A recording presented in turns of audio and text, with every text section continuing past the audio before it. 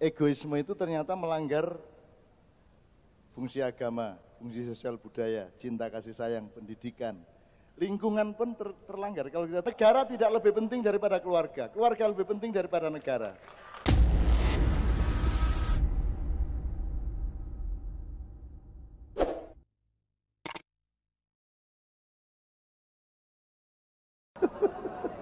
Oke, siapa yang punya anak? Minta 2 orang. Mas, ya, nak maju. 2 orang. Monggo siapa?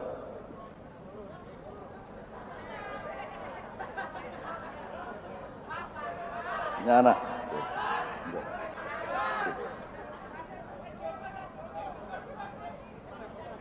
Assalamualaikum. Sak grup ya. Sopo sing duwe ibu karo bapak? Njaluk lanang wedok wong loro. Lanang wedok, situkne wedok, ayo rek. Monggo. Putri, satunya Putri. Kan lanang ta wedok? Putri. Oh.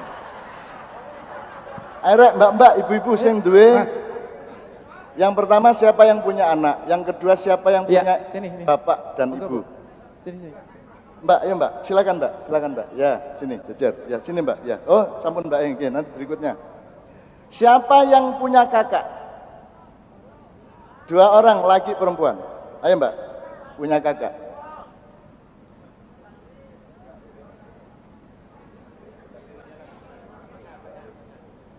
Oke, siapa yang punya adik? Lanang wedok. Ayo monggo. Ayo saling mengalah.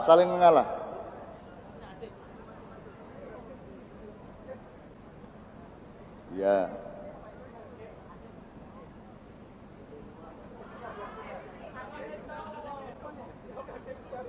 Ini semua saya tanya, ini keluarga kecil. Bapak, ibu, anak, adik, kakak. Apalagi unsur yang lain dalam keluarga kecil?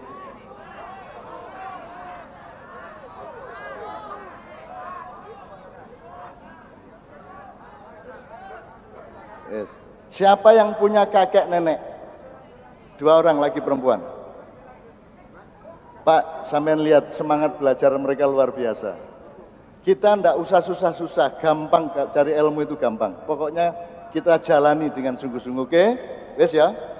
Oke, saya kasih kesempatan 1 menit untuk bersilaturahmi, berkenalan. Jadi Anda nanti nggak dapat ilmu pun sudah dapat persaudaraan. Berkenalan satu sama lain, monggo. Takon-takon jenenge.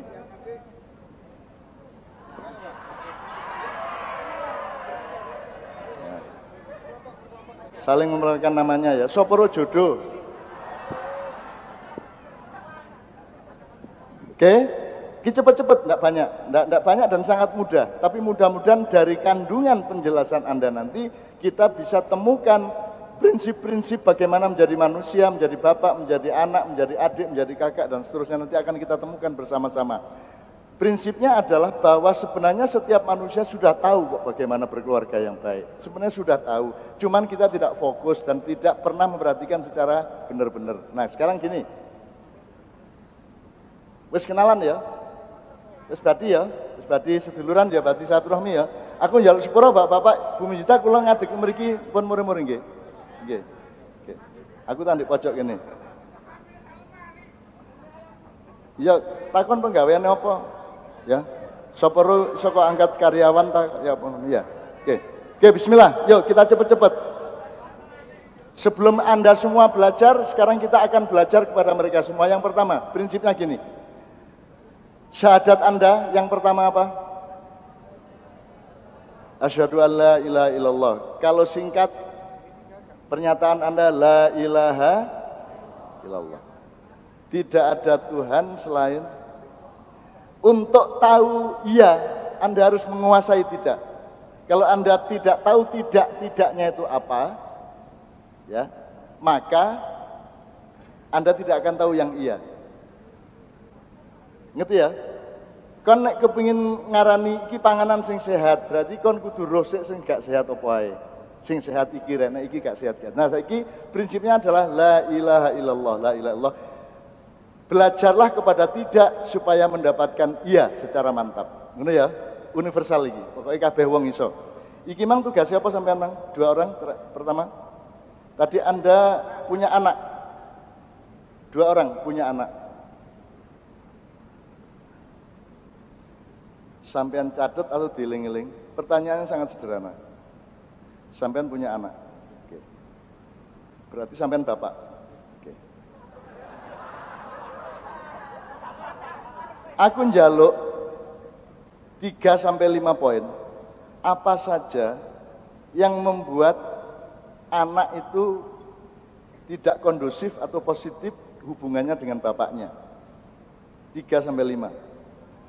Jadi aku gak takon anak kudu ya apa, engko kon ngomongnya Islam. Aku gak, sing kok alami sing garai anak gak iso kompak karo bapak iku apa? 3 sampai 5. Mungkin anakmu cilik-cilik ya sinau karo sapa-sapa gitu. Kalau sampean apa tadi?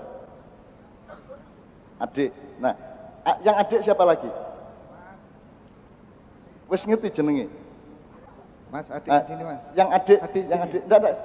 Kau sing rene iki sik kosong. Mas, sing adik rene Mas, kenalan. Ya. Loh, kok loro? Ya gak apa-apa wis, 3 gak apa-apa wis. Ya. Bonus ya oke. Ya, kenalan karo sesama adik ya. Adik apa? Tadi adik apa kakak? Anda punya adik, oke. Punya adik. Berarti Anda kakak posisinya. Nah, sekarang saya minta yang biasanya membuat adik itu tidak kompak sama kakak, entah persoalan iri, persoalan kurang ikhlas, persoalan macam-macam itu apa saja yang dilakukan adik itu sehingga kakaknya kurang. Anda kakak ya? Oke. Apa yang membuat seorang kakak ya, membuat seorang kakak itu menjadi tidak harmonis hubungannya dengan adik? 3 sampai 5 poin. Jadi maksudnya gini, Anda kan kakak. Yang saya tanya bukan bagaimana hatinya kakak, Anda harus tahu hatinya adikmu itu. Jadi kita balik. Jadi nek kon wong wedok istri sing tak doleki istri yang baik bagaimana? Ya, bukan suami yang baik bagaimana? Supaya kamu introspeksi. Jadi jelas ya pertanyaannya. Yang anak bapak tadi sudah jelas. Yang kakak adik sudah jelas. Jadi Anda kakak. Ya. Pertanyaannya adalah kakak yang baik itu harus bagaimana? Apa yang selama ini Anda alami sehingga Anda kurang harmonis dengan adikmu? Gitu ya. Iki wong telu ya. Berikutnya apa? Punya ayah, punya ibu. Ya. Apa sih sing garai? Berarti anakmu anak? Anak ya. Apa sing garai anak iku nglakoni apa kok gak tepak karo bapak karo ibune, ngono ya. Jadi saya tidak meletakkan Anda sebagai bapak ibu yang mengeluh. Tapi saya ingin Anda mendengarkan keluhan yang sebaliknya. Jelas ya? Sampean bapak ibu duwe anak. Jadi sing sampean lakoni sehingga anakmu dadi kurang tepak iku apa sing salah? Ngono ya? Benere kok ikut kepada yang salah. Nek kon ngertine kudune pedes kok legi ya. Berarti kon untuk ngerti legi kon kudu pedes, untuk ngerti pedes kon kudu legi. Jelas ya? Oke. Anak bapak jelas. Sekarang sudah boleh mencari tempat di suatu tempat yang ada makanannya, yang ada kopinya. Kalau enggak minta panitia, ya. Awakmu apa, Mang? Punya kakak. Kon punya ini tadi punya adik. Oh, punya bapaknya ibu-ibu. Kakak adik sudah sana ya. Tadi Anda punya adik. Punya adik. Ini punya. Nah, berarti kamu adik. Biasanya adik itu ngelakoni apa sing garai kakake kurang harmonis karo adik iku man. 3 sampai 5. Sederhana aja ojo karena perbedaan 0102 rasa ngono ku ya. Ndak usah itu. Yang sederhana aja sehari-hari aja. Oke, berikutnya. Kakek nenek. Awakmu duwe mbah. Awakmu duwe mbah. Sing garai mbahmu gak puas iki kira-kira mergo kon lapo? Gak eling ta, kurang hormati ta, gak tahu takziah ta, ya tau gak tahu uswatun hasanah kok gawe sak piturute. Mbaknya sama? Oh, tapi sama sudah ngerti pertanyaannya ya. Sederhana. Nanti urusan soal masyarakat luas, negara, urusan dunia nanti dulu. itu nanti akan tercermin secara langsung dari mereka. Sudah ngerti pertanyaannya? Ada pertanyaan sebelum masuk ujian? Ngerti masalahnya? Jadi Anda bukan mengeluh karena diri Anda mendengarkan keluhan adikmu atau kakakmu, bapakmu atau ibumu atau anakmu. Ngerti ya posisinya ya? Oke? Shallallahu ala Muhammad, saya kasih setengah jam. Silakan mencari tempat. Tepuk tangan semua anak-anakku. Ya. Ya, bisa dipandu mungkin di sebelah mana? Iso dicatat, iso dieling-eling nganggo handphone atau nganggo kertas, monggo, monggo. Ayo deh, silakan.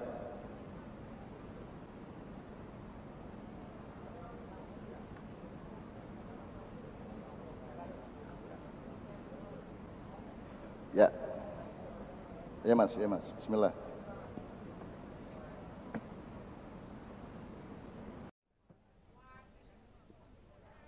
Oke, salah satu yang membuat kita keharmonisan dengan anak itu agak agak jauh. Yang sering niku nomor satu itu keegoisan orang tua. Dan itu juga saya alami dan saya mencoba untuk menerapkan ke anak saya agar saya tidak seegois saat saya dulu pernah mengalami. Salah satu contoh itu anak gak kelem mangan sego pecel, kon mangan sego goreng. Contohnya ngoten mawon.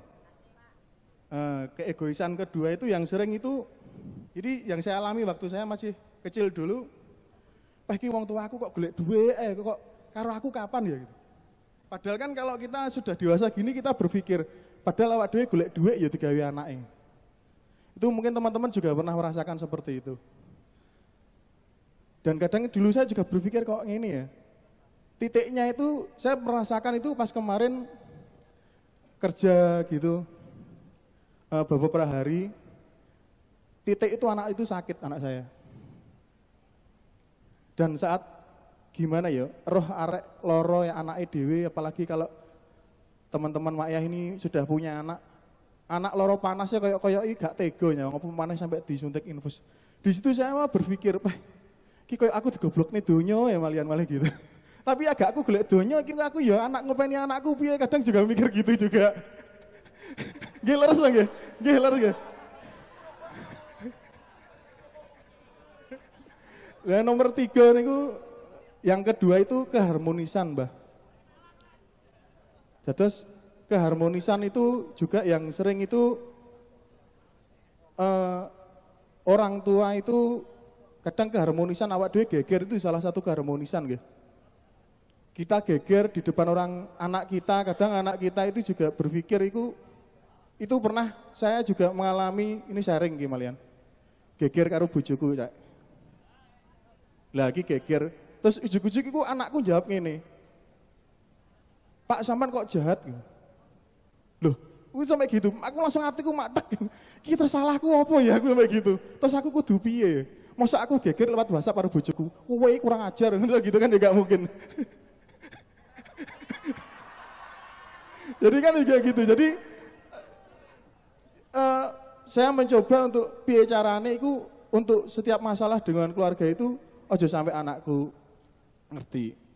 Yang ketiga poinnya itu paling penting itu sing sering itu duit, Mbah.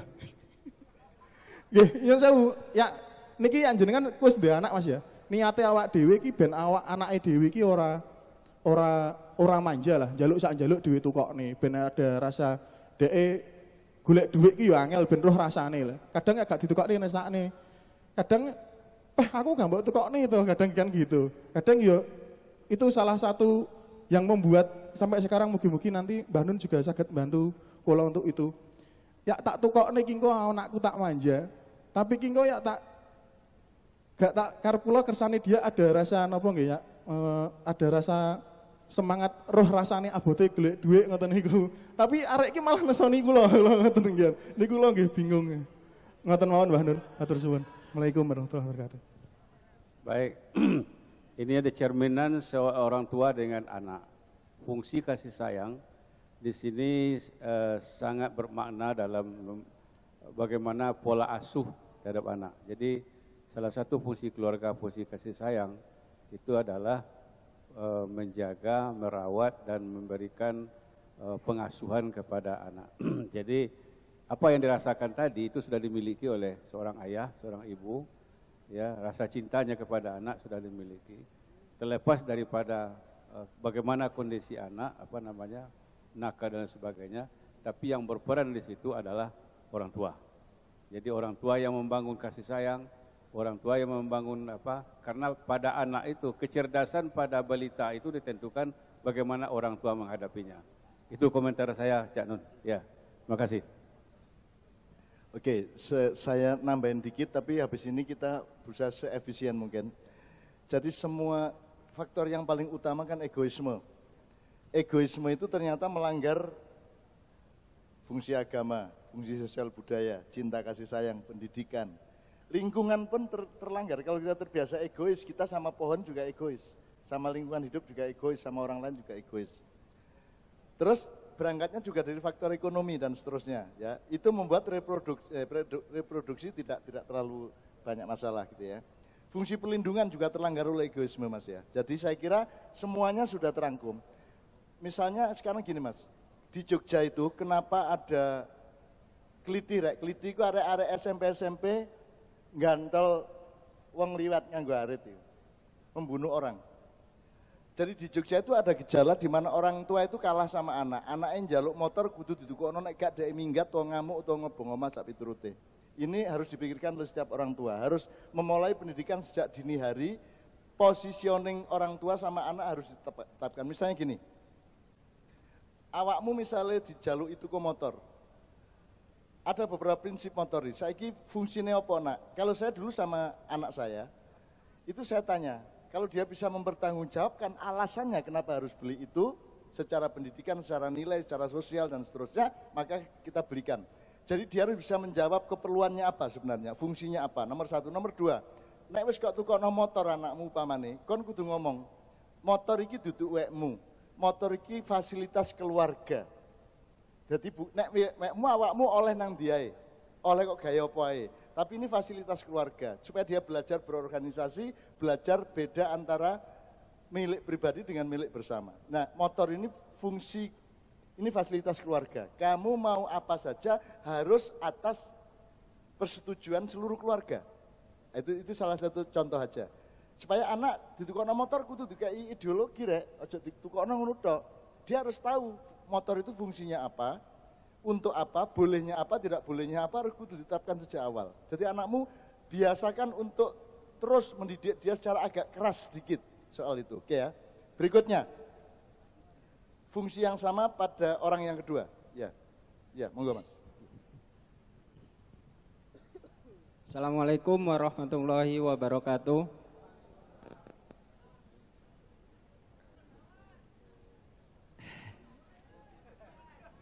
Nek kula ngeten Mbak Nun. Kula niku merasa belum sempurna menjadi seorang orang tua. Belum sempurna merasa jadi orang tua karena apa yang dibutuhkan anak saya itu merasa belum mampu saya kabulkan semuanya.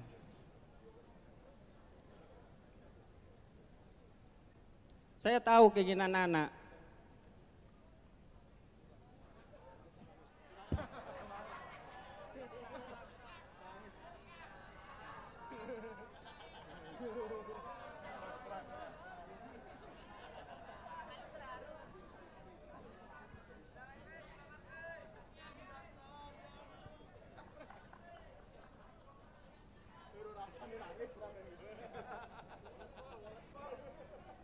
Tapi apa yang saya inginkan itu ke anak, bagaimana anak saya itu pinter dan ngerti.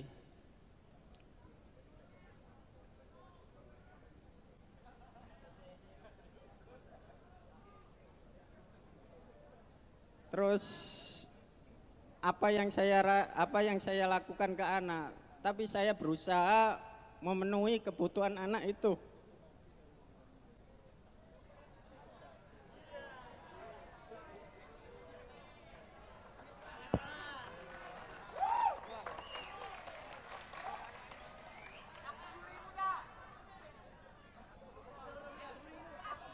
Saya pesen aja sama yang saya yakin semua ini pernah jadi anak kok. Kalian berbaktilah kepada orang tua, walaupun orang tua kalian tidak mampu seperti apa yang kalian inginkan. Tapi saya yakin sebagai orang tua, ingin sekali anaknya mampu, tidak seperti orang tuanya. Wis bapak lah wong tuane dodol es dawet.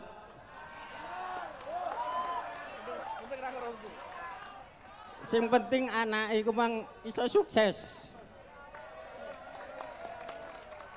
Sebagai orang tua berusaha supaya anak iku mang dadi wong pinter.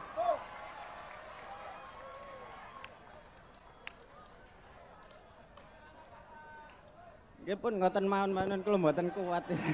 Ngapunten. Assalamualaikum warahmatullahi wabarakatuh. Oke, yang saya perhatikan gini Pak ya, di Ma'iyahan, Padang Bulan dan mana-mana ini kan bukan orang dikandani, dikei, ditransfer ilmu. Tapi kita berada dalam suasana berpikir, suasana mental, suasana budaya, suasana spiritual yang dadi dewe, metu dewe ilmumu itu, tandang-tandangmu luwe metu kan gitu. Jadi sebenarnya ini cara pembelajaran yang tidak hanya kognitif, tidak hanya intelektual, tapi cara pembelajaran yang komprehensif. Masih kon ketoke kayak ngene iki kok untuk supaya sembahyang sregep kon metu alasanmu dewe. Gak usah tak kongkon. Ya. Ini Pak Sumrambah ini putranya yang sulung juga ikut Padang Bulan dan beliau nanti bisa cerita bahwa kita tuh enggak perlu nyuruh sembahyang, tapi nek kon dibiasakan berpikir kon iku diutang akeh lho karo Gusti Allah rek. Untuk kon sembahyang kok juga gelem misalnya ngono ya.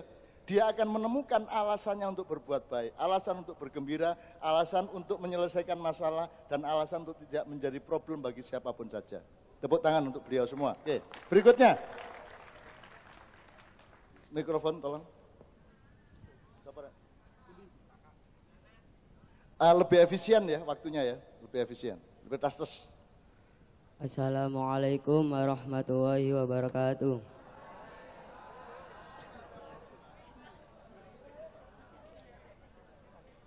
Mungkin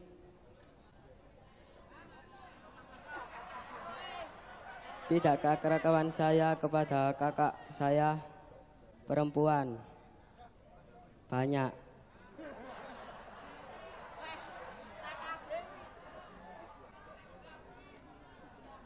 Tapi kusebutkan sedikit saja. Pertama, terkadang kakak kula niku ning kula niku ngengken kula tumbas pulsa es ngonten niku. Anjene pas kula tepak dolinan PS-an ngonten dikengken. Nggih mabar dikengken. Nggih kula mboten gelem mangkel kula. Nggih mungkin niku sing mboten akrab kula kali ning kula niku. Itu berarti egoisme juga ya. Nggih. Jadi ternyata faktor egoisme ini kunci dari semua sukses. Semakin Anda tinggi egoismenya, semakin rendah potensi suksesnya. Semakin Anda tidak egois, mampu mengendalikan dirinya sendiri, semakin terbuka jalan untuk sukses. Kira-kira gitu ya. Yang kedua,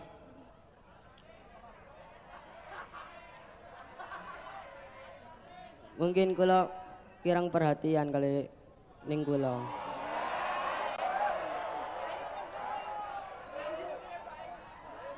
Nggih. Nggih wedok ayu.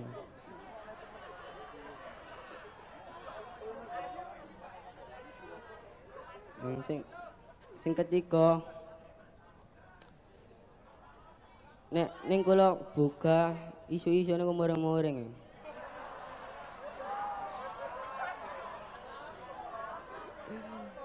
Nggih ngantuk, tasik ngantuk kalau buka. Kalau kakek nyapu-nyapu. Nggih mungkin iku sing mboten kakerepan kula kali kakak kula perempuan niku. pun digawon. Asline Ya, kata sip. salah kula.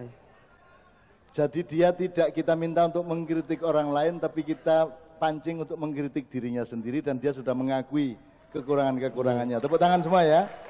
Yang ngono iku rek sinau rek. Duduk nasihati tok, duduk nyeramai tok, tapi digali pada masing-masing diri kita sehingga kita menemukan yang paling tepat, yang paling benar menurut kita sendiri sehingga kita berdaulat terhadap kebaikan dan kebenaran yang kita terapkan. Ini ya, tepuk tangan sekali lagi. Sekarang mbok suara wedok sih. Assalamualaikum. Cok tambah buanter iki durase ming. Assalamualaikum warahmatullahi wabarakatuh.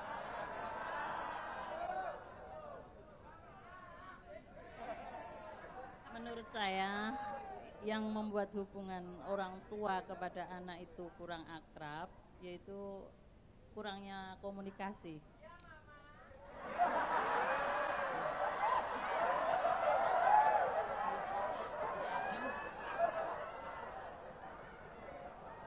Kadang kalau orang tua itu menasihatin anak, anaknya itu suka bantah. Itu yang bikin orang tua itu agak jengkel hatinya.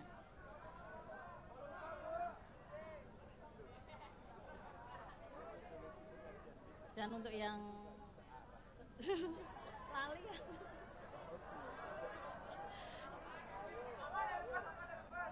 Dan untuk yang kedua itu orang tua itu suka dikasih hadiah-hadiah gitu loh. Jadi kalau nanti orang tuanya udah tua itu dikasih hadiah-hadiah biar orang tuanya itu suka gitu. Ya udah itu aja menurut saya. Saya limpahkan sama Adik Romi aja. Ada komentar Pak? Nanti ya kita himpun dulu. Teman-teman sekalian sudah dikemukakan detail-detail dari hubungan anak, bapak, kakak, adik dan seterusnya. Kita pelajari bersama, jangan khawatir. Sing penting kon menerima dengan ikhlas, dengan gembira nanti akan tukul dari ilmu sing sejati di dalam dirimu masing-masing. Ini ya, monggo berikutnya. Ya, nanti semua yang di depan jangan turun dulu karena akan ada hadiah untuk Anda, tapi Anda tidak bicara demi hadiah. Hadiah itu adalah kewajiban BKKBN, tapi bukan harapan Anda. Ngono ya, Rek ya. Jadi ojo ngomong mergo cek oleh hadiah. Hadiah itu bukan urusan kita, pahala bukan urusan kita, pahala urusan Allah. Asal kita berbuat baik otomatis dapat. Rizki juga bukan urusan kita adalah kerja keras istiqomah. Ngono Rek ya. Monggo berikutnya. Kalau menurut saya nggih. Assalamualaikum warahmatullahi wabarakatuh. Kalau menurut saya niku antara orang tua kali anak niku nggih. Kurangnya jarak antara orang tua dan anak itu menjadi masalahnya. Misalnya kula kan ten pondok, orang tua kula ten omah. Adanya rasa pilih kasih antara ya kula dengan mas, dengan adik, dengan mbak ngoten kula. Misalnya mas kula ditumbasaken ngiten, kula mboten ngoten no. Niku sing menjadi masalah. Ya berarti menjadi orang tua itu tidak mudah karena keadilan itu ya ndak ada. Keadilan itu hanya diperjuangkan misalnya ini, kon duwe anak telu, meneh-meneh ya. Jadi saiki gayen sinau dadi wong tuwek sing apik ngono ya. Saya kon duwe anak telu. Ya apa carane adil? Kok tukokno klambi sing padha, tak kok kei kemungkinan untuk milih dhewe-dhewe. Sing adil sing ndi? Nek milih dhewe-dhewe resikone ana sing milih larang, ana sing milih murah. Dadi gak adil. Ya apa carane?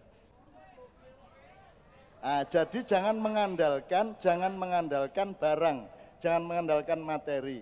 Yang penting prinsipe wong ngekei, wong dikei iku bener sih, gitu ya. Kalau situk lanang situk wedok, carane adil ya apa? Wong klambine wong wedok luwih larang dibanding klambine wong lanang sak piturute. Caranya adalah pemahaman mengenai hubungan kasih sayang bapak dan ibu sehingga diusahakan apapun yang terjadi itu memang semua demi kasih sayang gitu. Ancane gak gampang, tapi ngono iku carane rek. Gak gampang adil gak ono jane. Sing iso adil Gusti Allah tok, ya. Mulane kecil harus ada pendidikan yang sangat dasar, akhlak, akidah, kasih sayang. ngalah. Wong Jawa duwe wong ngalah kuwi dhuwur wekasane sak piturute gitu ya. Kecuali orang tua yang memang pilih kasih nemen, nah itu baru harus gampangannya harus diingatkan, harus dikritisi gitu ya. Tepuk tangan untuk adik kita ya. Sip. Berikutnya. Assalamualaikum warahmatullahi wabarakatuh. Untuk menurut saya, menjadi seorang anak itu ada pendekatan dan kasih sayang dari orang tua. Biarpun orang tua bagaimanapun, biarpun orang tua itu banyak ngoceh kepada kita, akan tetapi kita sebagai anak harus tetap mengakui ayah dan ibu. Merdeka. Terima kasih. Biarpun orang tua bagaimana, kita tetap anak, tetap menghormati orang tua, ayah dan ibu. Ya. Terima kasih. Ya. Semoga kita bisa memanfaatkan apa yang diberikan oleh orang tua kita. Bagaimanapun saya tetap menghormati orang tua, ayah dan ibu. Bagaimanapun orang tua mencaci maki kepada kita, kita harus tetap semangat menghormati adalah orang tua itu, ayah dan ibu. Betul. Ya. Terima kasih. Assalamualaikum warahmatullahi wabarakatuh. Oke, aku nyinjil-nyinjil sedikit ya. Jadi kalau ada orang ngomong, itu ada banyak faktor. Ada sing diomong nopo, opo sebabnya kok ngomong iku. Nomor loro, latar belakangnya kira-kira opo. Terus dibayangno dari poinnya tadi kira-kira wong tua itu nguring-nguring anaknya sampai senji opo. Anda semua mendapatkan dimensi yang bermacam-macam. Terus opo sebabnya ngomong ngono kok koyok Bung Tomo misalnya gitu ya. Ya. Lah iya. Karena apa? Karena hubungan anak sama orang tua itu lebih penting daripada hubungan kenegaraan. Betul. Ya, nyun sewu ya. Ya. Aku takon, upamane saiki Indonesia gak ono kon tetep rabi ta gak? Tetep duwe anak ta gak? Birrul walidain ta gak? Jadi jangan lupa, negara tidak lebih penting daripada keluarga. Keluarga lebih penting daripada negara. Biyen gak ono negara tetep wong berkeluarga. Dulu tidak ada khalifah, tidak ada kerajaan, tidak ada apapun, manusia tetap berkeluarga dan harus belajar prinsip-prinsip dasar kasih sayang kemanusiaan untuk bisa menerapkan kekeluargaannya sebaik-baiknya. Jadi hidup Bung Tomo, wedok ya. Oke. Sip, terima kasih. Berikutnya. Assalamualaikum warahmatullahi wabarakatuh. Iya,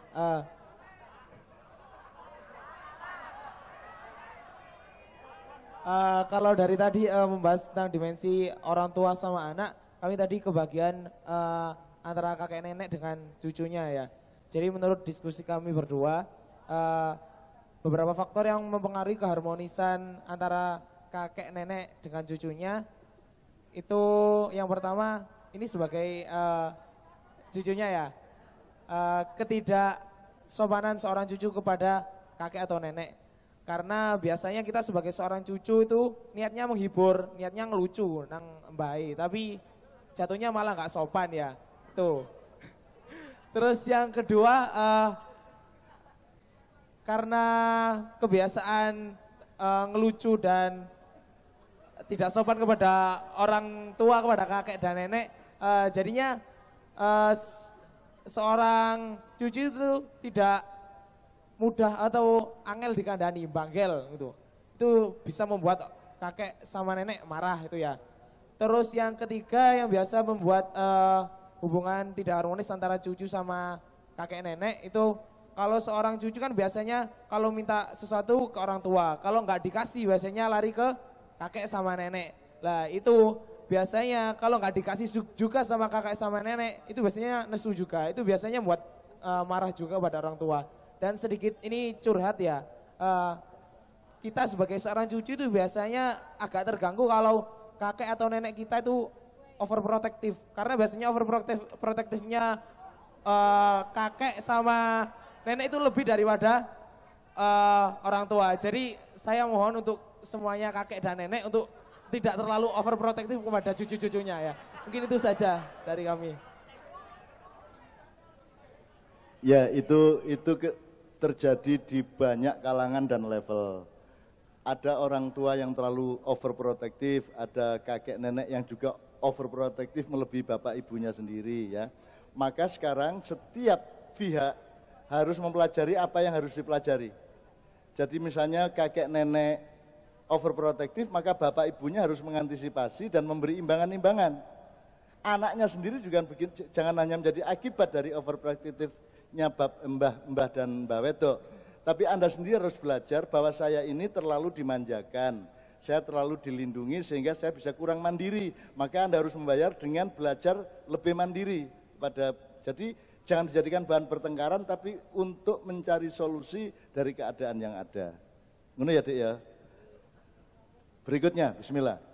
Assalamualaikum warahmatullahi wabarakatuh. Perkenalkan nami kulo Fahad saking Tembulang Jombang. Kulo mriki sebagai adik kang nggadahi kakak sing mboten sami sembarang kalire kali kulo. Niku sing garai kulo mboten rukun, mboten nggih terkadang wonten gelut-gelute tengah-tengah. Nggih.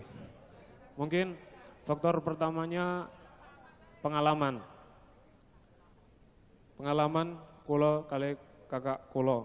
Misalnya kakak kulo sering main-main, sering dolan-dolan nang dindi. Sing anak iki, adik iki gorong ngerti dindi. Adik iki gak oleh dolen nang dindi tapi masih anjo kono-kono. Ngono jarene masih durung wayahe. Nggih. Nomor kali mboten sami umure.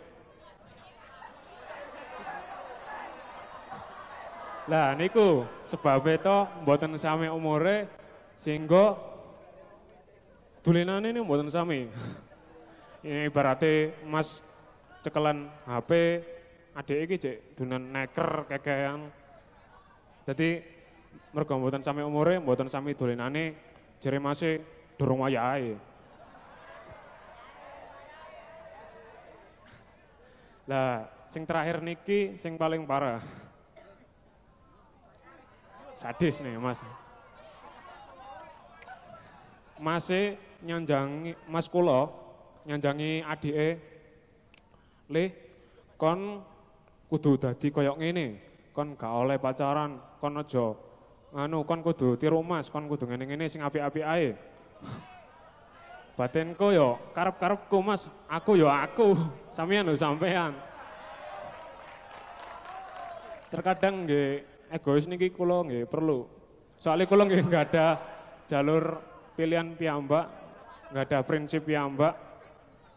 Pun toh kula benjing mben napa kapan kersane nggih tetep dadi wong, gak mungkin dadi cempe. Ampun ngoten mawon, Mbak Nun. Matur suwun. Wassalamualaikum warahmatullahi wabarakatuh.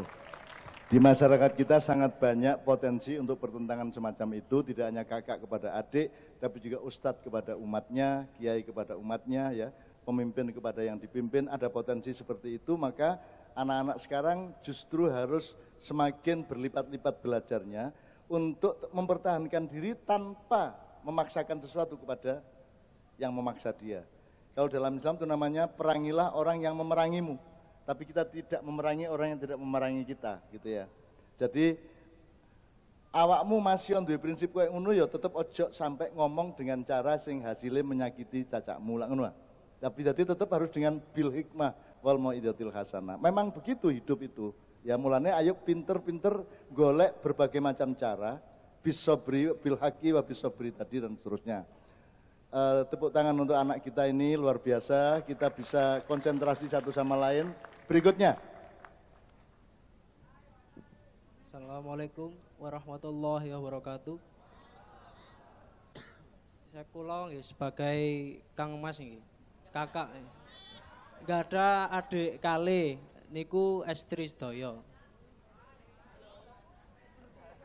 Faktor mungkin yang mempengaruhi kurang harmonisnya saya dengan kedua adik saya mungkin karena kula niki anak barem nggih. Normale lanang situ-situke. Kasih sayangin niku mesti didhisikaken, jama ngoten. didhisikaken terus paling gede lah wong anak situ kaitan terus sing loro niku wedok-wedok niku kan wong tua nggih model kaya wis anak wedok pemane sing terakhir niku nggih kena diarani kacek 2 tahun niku diarani kesundulan ngoten nggih istilahnya ngoten terus napa malih niku nggih simbah kula sing dugi ayah niku lebih menyayangi kula nggih mboten anu nggih kula nggih mesti napa-napa mesti kula sing tumbasaken ngoten adik kula niku jarang ngoten akhire adik niku pun rada ageng ngoten ngomonge kok Mas tok ae sih nimbali mbae kan mi kok Mas ae sih mi aku gak ditukokno akhire nggih niku kurang harmonis hubungan kula kali Mas Aire adik aku gak tahu tukokno ngoten paling pikirane adik niku. Terus yang kedua niku adik kula sing nomor kali niku sifatnya sangat bertolak belakang kali sing terakhir niku sing ragil bungsu. Sing kedua niku lebih feminim nggih. Lebih nganut terus pinter terus yang ketiga niku radi kaya napa nggih lanang lho, kelanangan ngoten lho. Wedok mboten tapek wedok modele ngoten. Nggih niku nek dikandani nggih kaya keras kepala ngoten napa ndase gedhe ngoten nggih. Kula nek makane kula naluri kula nggih mboten semerap. Naluri niku lebih ke adik nomor 2. Dadi kaya napa-napa mesti sing kula dhisikaken nomor 2 mboten semerap. Padahal kula nggih pun berusaha menyayangi sing nomor 3 terakhir, tapi nalurine lebih ke nomor 2 nih. Pun sementara ngoten mawon disambung kali Bu niki, monggo. Assalamualaikum warahmatullahi wabarakatuh. Sebelum saya menambahi jawaban dari rekan saya ingin mengucapkan alhamdulillahirrabbilalamin karena malam ini detik ini saya untuk pertama kali bisa hadir di Ma'iyah bersama Cak Nun. Salam takdim saya Cak Nun dan salam hormat kepada Kiai Kanjeng serta salam kenal saya pada semua saudara Ma'iyah di sini. Setelah lama sekali saya menjadi Jamiah YouTubiah selama beberapa tahun dan hari ini alhamdulillah Allah telah limpahan rahmat yang besar dengan saya bisa hadir di sini.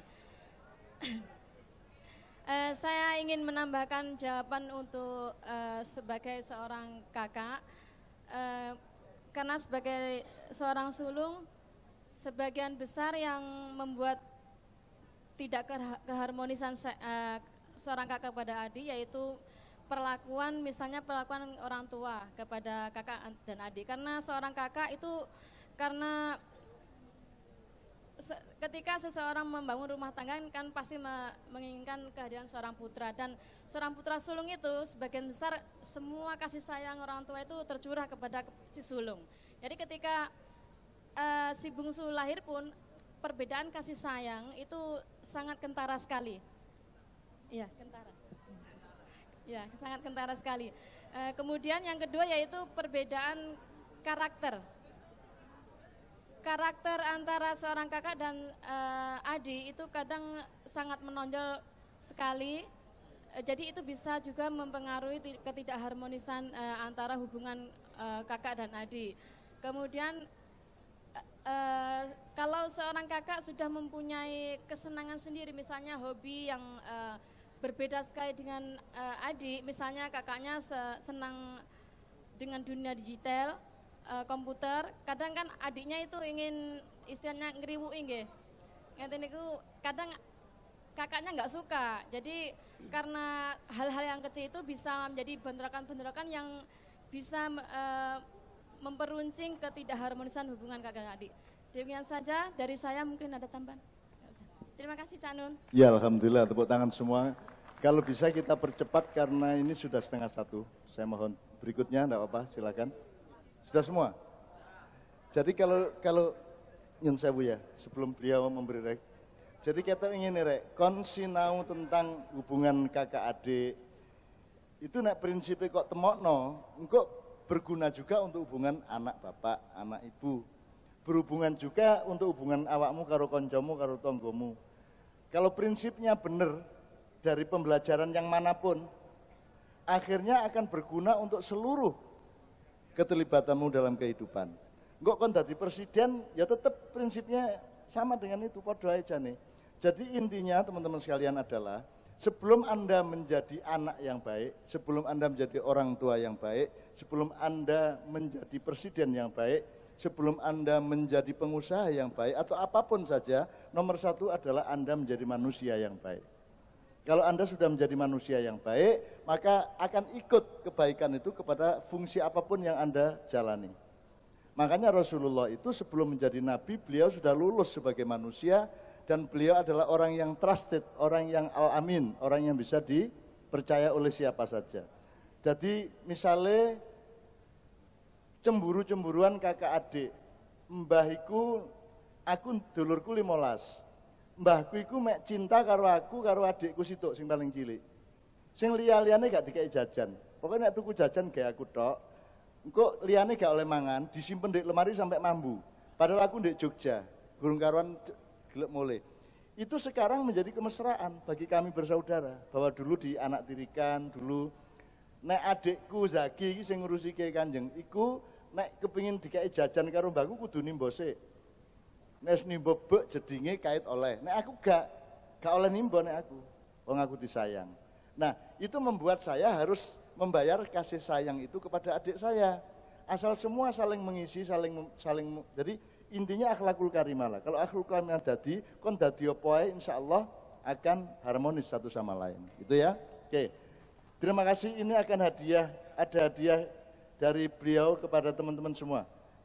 Ditolong oleh 1-2 orang, Doni semua.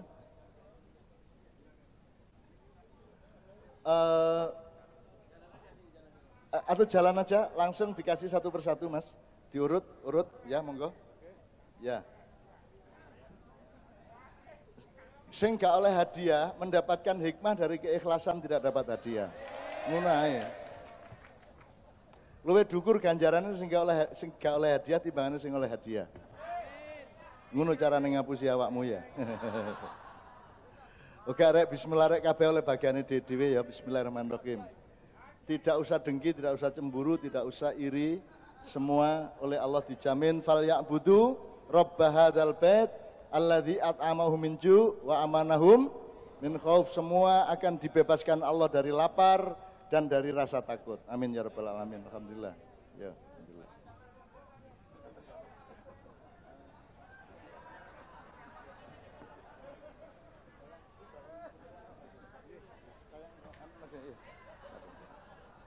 Mam, imam, maju mam.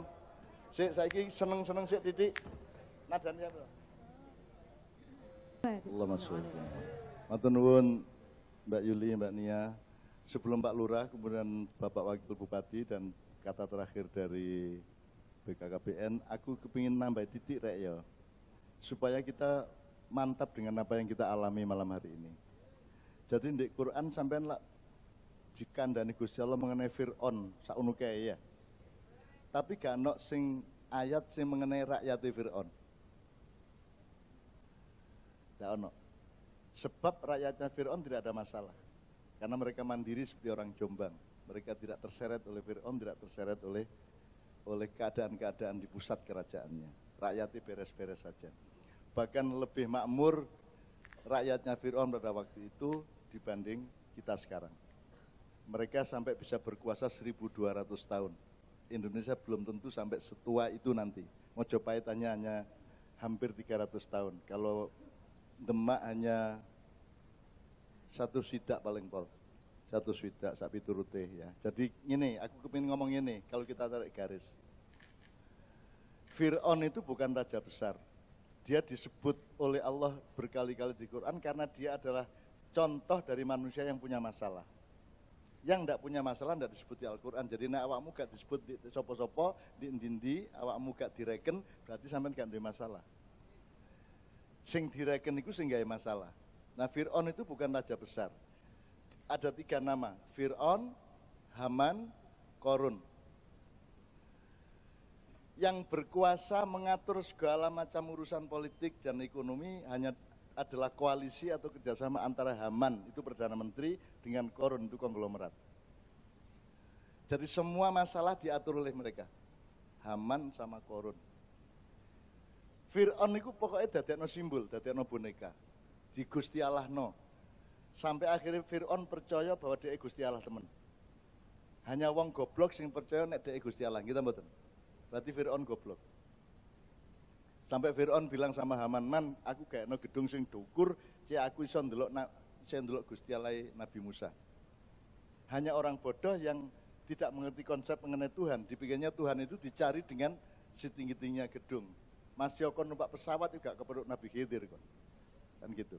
Nah jadi teman sekalian, rakyat di Mahabharata itu ada pertarungan Kurawa Pendawa, itu pemerintah melawan pemerintah. Tapi rakyatnya tidak ada masalah. Nah kita jadilah Jombang yang tidak ada masalah dengan Indonesia, dan Indonesia jangan punya masalah dengan Jombang. Jombang muring-muring diringkes sa Indonesia itu. Benar ya? Pokoknya jangan gak masalah nang Jombang. Balik nang awakmu kapok kan. Oke. Jadi tolong Anda lihat kekuasaan-kekuasaan di dunia itu seperti itu. Jadi Fir'aun itu bukan raja besar, Fir'aun itu adalah orang bodoh yang dibonekakan, dijadikan simbol, digawe meden-medeni wong. Ya. Dan dia memang oleh Allah sendiri dijadikan simbol dari orang yang bodoh dan tersesat. Jahiliyah. Sehingga mayatnya, jenazahnya dibiarkan sampai hampir 1 milenium lebih 300 tahun. Dibiarkan utuh di bawah laut, kemudian diambil pada abad 18. Sekarang kita bisa melihat mayat Fir'aun, bapak angkatnya Nabi Musa itu di Mesir, Museum Nasional Mesir. Dan saya sama Kiai Kanjeng sudah ketemu sama Fir'aun yang terbaring. Badannya tinggi, rambutnya rodok putih-putih titik, awake dawa kuru. Terus kepala Kiai Kanjeng mengkerik ngarepe Fir'aun, oh ngene itu bocahe ngene itu. Itu dan seterusnya. Jadi teman sekalian, Anda juga jangan marah kepada sesuatu yang Anda tidak paham. Dan Anda jangan mengeluh kepada risiko yang Anda dapatkan kalau Anda melakukan sesuatu yang tidak disetujui oleh Korun dan Haman. Apa ae sing gak ndukung Haman, itu dihancurkan. Meskipun nanti melalui mulutnya Fir'aun. Karena Fir'aun itu hanya boneka, hanya sound system, hanya corong yang dipakai oleh koalisi antara konglomerat dengan pemerintah ini. Nah rajanya namanya Fir'aun, dia hanya boneka, dia tidak ngerti apa-apa sebenarnya. Sampai di Gusti Allah no. Kon roto ya, misalnya Pak Harto biyen, masih muda, iku Pak Harmoko nek kepethuk, ya Allah, kok saya sangat jas sampean, padahal muda. Itu saking gedek-gedek no rajane iku mang. Nah Pak Bupati, Bu Bupati, Wakil Bupati semua, jangan percaya kalau digedek-gedek no wong. Wes saiki gak ono gede, gak ono cilik, nyambut gaya apa sing apik, gawe wong akeh wis ngono ae. Gak ono dukur, gak ono ndek. Gitu ya. Sama dengan apa yang saya lakukan ini juga tidak ada urusan sama orang besar, orang kecil. Anda kumpul gini ini kan rahmat Allah, bukan karena saya. Ini bukan karya saya, bukan copyright saya, bukan hak cipta saya. Ini milik Allah. Jadi kalau ada yang tidak senang dengan ini semua, Anda berurusan sama Allah, tidak dengan saya, karena saya hanya dikasih, saya hanya dipinjami, dan saya hanya diamanati. Jadi saya bukan subjek utama dari Ma'iyahan. Saya bukan al-fa'il, saya bukan orang utama di dalam pengajian-pengajian sinau bareng. Saya hanya disuruh, hanya diamanati. Jadi kalau ada opo-opo, kon urusannya gak karo aku, tapi karo sing ngongkon aku. Ngono ya Rek ya. Nah jadi Anda semua sekarang jadilah rakyatnya Fir'aun. Loh maksudnya duduk kayak Fir'aun, kon is gak apa-apa kon duwe raja kayak Fir'aun gak masalah. Sing penting kon istiqomah karo uripmu dhewe-dhewe, keluargamu dhewe-dhewe, dan kompak Jombang semuanya. Ngono Rek. Karena Masih kene gak duwe Nabi Musa, nek biyen kan ana Nabi Musane dikai tongkat sakti ya toh, iso dilemparno dadi ula gede. Wis kene gak duwe Nabi Musa gak apa-apa, kene duduk Nabi Musa gak apa-apa, gak duwe tongkat gak apa-apa. Tapi kene nglakoni apa sing dilakoni Nabi Musa. Kan ngono ae. Saiki Kanjeng Nabi kene ya gak duwe, Nabi Muhammad kene gak duwe ya toh. Sayyidina Umar ya kene gak duwe. Ayo ditandur Muhammadmu di dalam dadamu. Ayo ditandur Umarmu di dalam dadamu. Ayo ditandur malaikat di dalam jiwamu. Gitu loh. Karena kalau Anda mengharapkan Nabi Muhammad hidup selamanya tidak mungkin. Enak gak ono Kanjeng Nabi saiki timbangane ono Kanjeng Nabi. Didoleki enake ae. Kok timbangane ono Kanjeng Nabi kon gak gak iso gak poso kon kok. Sapi turute gitu ya. Jadi tolong cari kebaikan, tolong cari hikmah, tolong cari yang baik-baik. Karena yang buruk akan kalah oleh tumpukan kebaikanmu. Kalau Anda memiliki amal soleh yang tinggi, kamu dibakar kayak apapun akan ditelan oleh amal solehmu. Allah akan mengkafirkan keburukan bagimu karena engkau selalu beramal baik, beramal soleh setiap hari. Siang malam, kepada orang tua, kepada anak, kepada siapa saja. Wis, terus noe, ojo leren. Gak dadi Nabi Musa, gak apa wong Nabi Musa dhewe gak dikongkon karo Gusti Allah untuk menjatuhkan Fir'aun. Dadi nek aku gak gelem nang istana iku karena saya pernah punya pengalaman ke istana itu 2 kali. 1, tujuannya ngedukno Pak Harto. Nomor 2, njaluk tolong Gus Dur ayo kula jak metu teko istana balik nang Ciganjur. Jadi saya ke istana itu kerjanya cuma 2. Mengeluarkan presiden turun dari kursinya dan yang satu pindah dari istana. Jadi aku ojo loro atin aku gak rono. Engko aku rono meneh lho.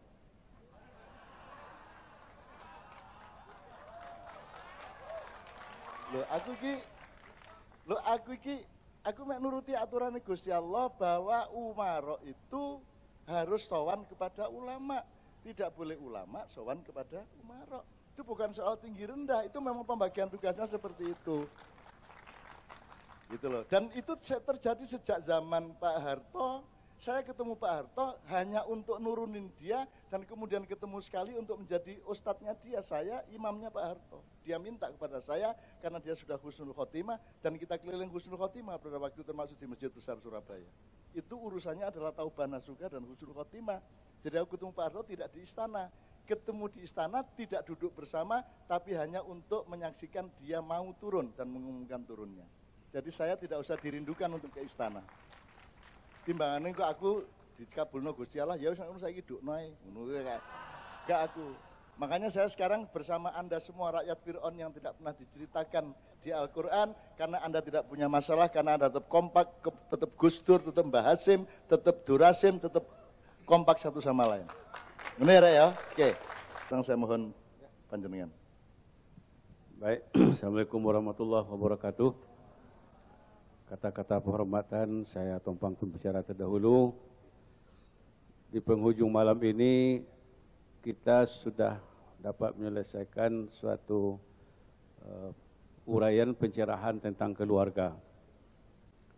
Jadi mari kita jadikan keluarga itu menjadi keluarga yang punya ketahanan. Tidak akan terwujud ketahanan nasional tanpa ketahanan keluarga. Jadi keluarga adalah cikal bakal untuk menjadi ketahanan nasional itu bagus.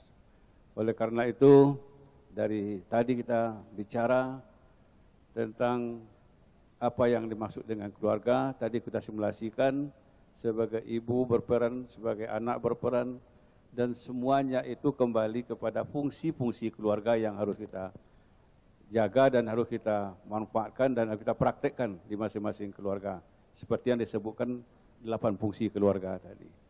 Mari kita jadikan keluarga ini tempat keluarga berkumpul, tempat keluarga berbagi, tempat keluarga untuk berinteraksi. Inilah tempatnya untuk bisa saling memadu.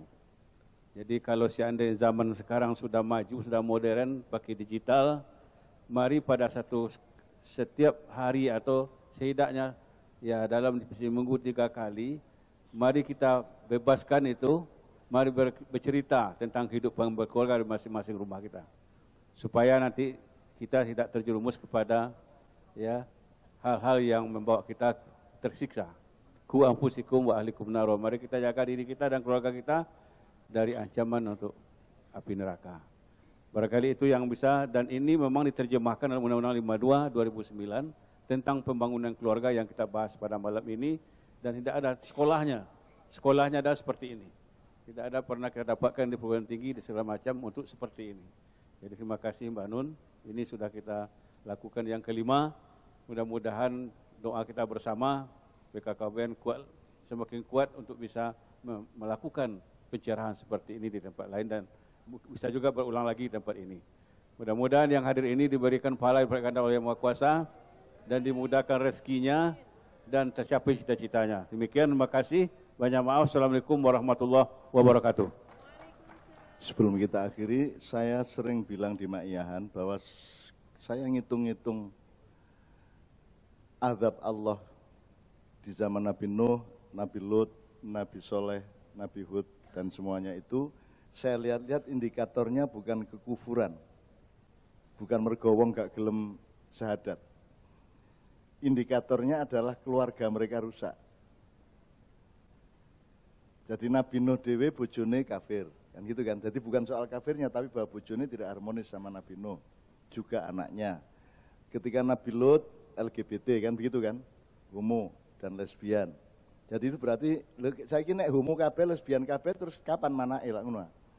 Berarti tidak bisa dijalankan fungsi reproduksi yang ketujuh.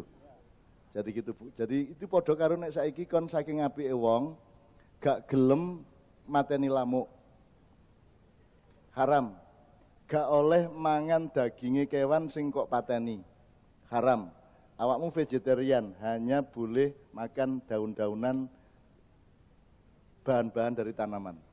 Saiki iki apik, tapi gak iso diterapno secara menyeluruh. Sebab saiki upamane di Jombang, kon saiki gak oleh mangan opo-opo selain tanduran. Nabati saja, tidak boleh hewani.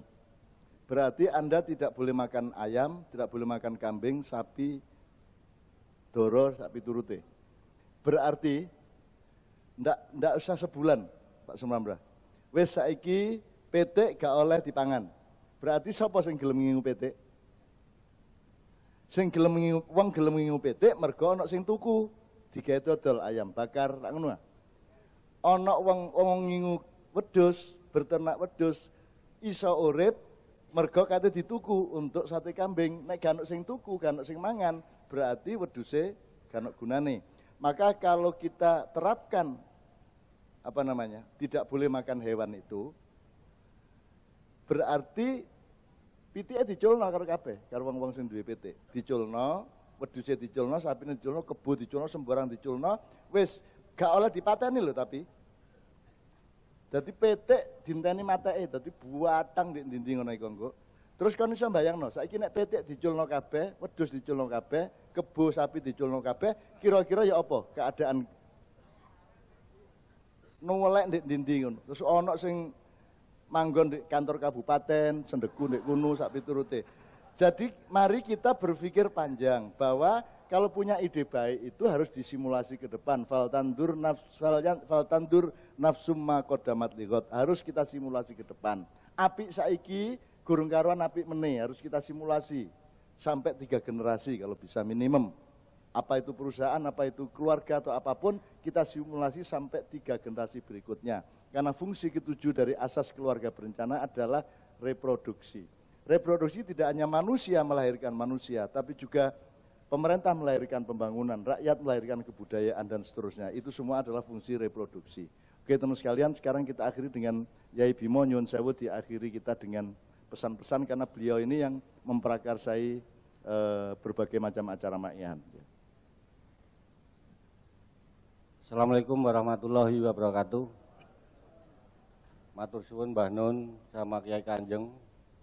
Terima kasih BKKBN, baik yang dari pusat maupun dari perwakilan Jawa Timur.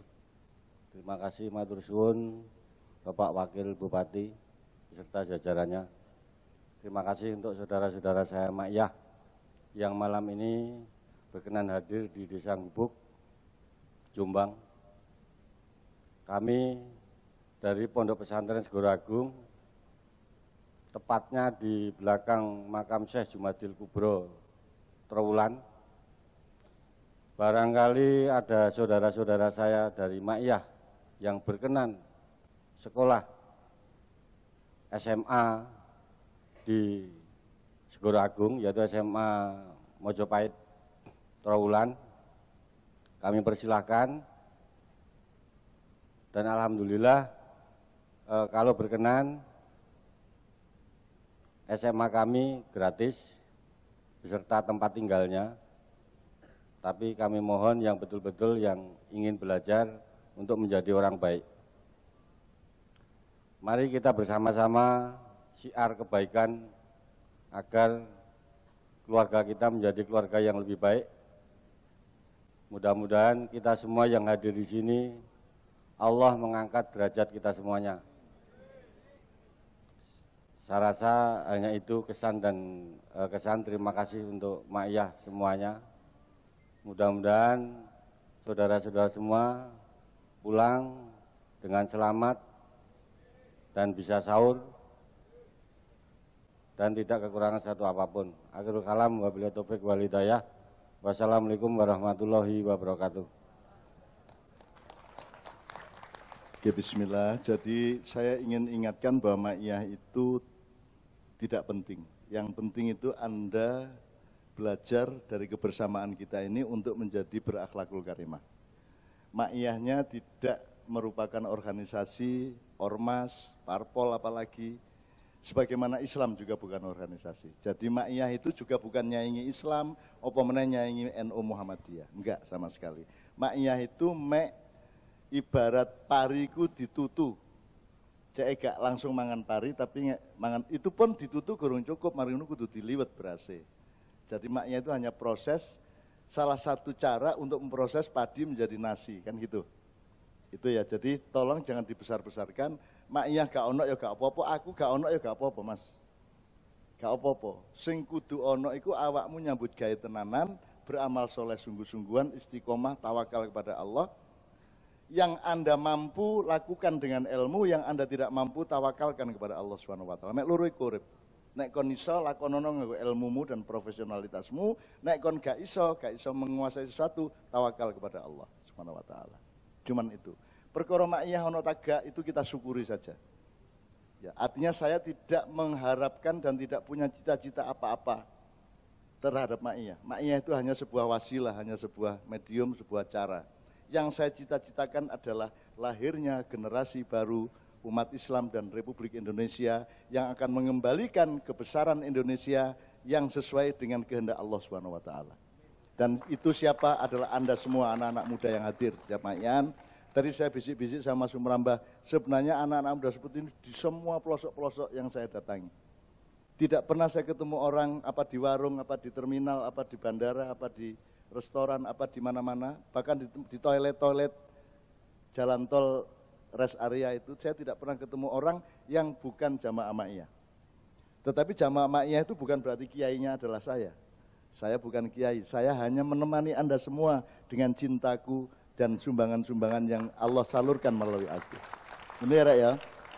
Tadi Pak Lurah, wis pokoknya matur nuwun alhamdulillah ngono, tapi pokoknya aku aja digedek-gedekno tapi aja kok cilik-cilikno. Ngono ya, gak usah didukur-dukurno, gak usah dindek-ndekno, baba-baba lah. Nek wedhus ya sakono iku, nek gajah sakono iku, nek semut ya mek sakono iku, gak usah kok gedek-gedekno, gak usah kok cilik-cilikno. Kan gitu. Mari kita objektif dan alamiah kepada kehendak Allah Subhanahu wa taala. Aku digedekno gak gelem apa meneh dindekno lah ngono. Aku iki saene iki gak ndek gak dukur wong aku iki kendel ya gak, wedi ya gak. Nek kon kendel lawannya takut, kalau takut lawannya adalah berani. Saya tidak takut dan saya tidak berani juga. Pokoknya aku ngene iki mosok ono jagung, wah jagung kendel kon ya wah jagung ya gak ya jagung ya wah jagung ngono lho ya. Jadi saya hanya melakukan apa yang Allah takdirkan kepada saya. Nek sampean insyaallah gelem urip kaya ngono iku, insyaallah sampean berarti berpihak kepada Allah dan nek ono apa-apa Gusti Allah sing ngurusi nasib sampean, ojo kuwatir. Kita baca bersama-sama li ila fi Quraisyin ila fihim rikhlatas syita'i was saif falyabudu rabb hadzal bait alladzi at'amahum min ju' wa amanahum min khauf. Dah. Nek iso iku wiritana iku alladzi at'amahum min ju' wa amanahum min khauf. Dan aku meneguhkan diriku lakonono di omahe dhewe. Fal ya'budu rabb hadzal bait. Nggih. Insyaallah nggih sendika. Karena Allah menjamin kamu tidak akan dibiarkan kelaparan oleh Allah dan tidak akan dibiarkan mengalami ketakutan-ketakutan yang tidak seharusnya. Nek wedi-wedi wajar tidak masalah, misalnya wedi tiba nganggo kendaraan ya gak apa-apa. Anjane kudu wedi. Nek kon gak wedi yo kok sikat ae kok tambah cilaka tenan kan gitu. Oke. Bismillah, kita akhiri malam ini teman-teman sekalian, anakku sekalian, dengan mari kita nikmati keindahan Allah, keindahan Al-Quran dan sholawat bersama-sama. Kemudian kita berdoa, doa itu sudah sebuah doa. Semua yang kita lakukan tadi sudah permohonan kepada Allah dan para malaikat nyatet rek kabeh rek, ojo kuatir. Insyaallah nasibmu diurus karo Gusti Allah. Karena Allah untuk mengurusi 1 miliar orang dia tidak perlu waktu sedetik. Dia cukup kalamhin bil basor, sekejapan mata kabeh terurusi. Karena Allah bukan materi, Allah adalah mahadzat yang tidak bisa kita rumuskan, maka semua yang dijanjikan tidak akan pernah dia tidak penuhi. Allah akan selalu memenuhi janji-janjinya.